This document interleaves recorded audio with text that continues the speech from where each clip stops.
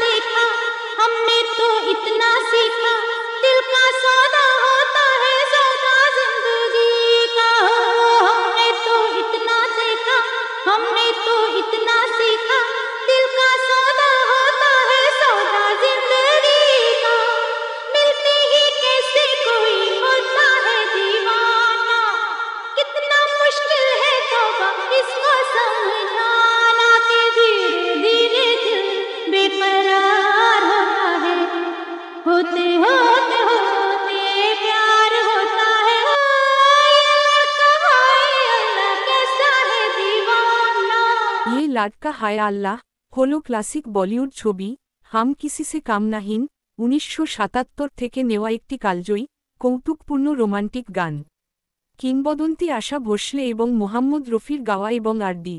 বর্মনের সুরে এই গানটি দুই তরুণ প্রেমিক প্রেমিকার মধ্যে মিষ্টি আড্ডা এবং রসায়নকে ধারণ করে।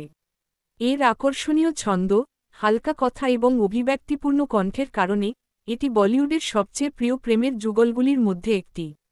গানের কথাগুলিতে মেয়ে এবং ছেলের মধ্যে একটি ফ্লার্টিং প্রশংসা এবং নির্দোষ টিজিং প্রতিফলিত হয়, যা এটিকে রোমান্টিক এবং মজার মুহূর্তগুলির জন্য প্রিয় করে তোলে।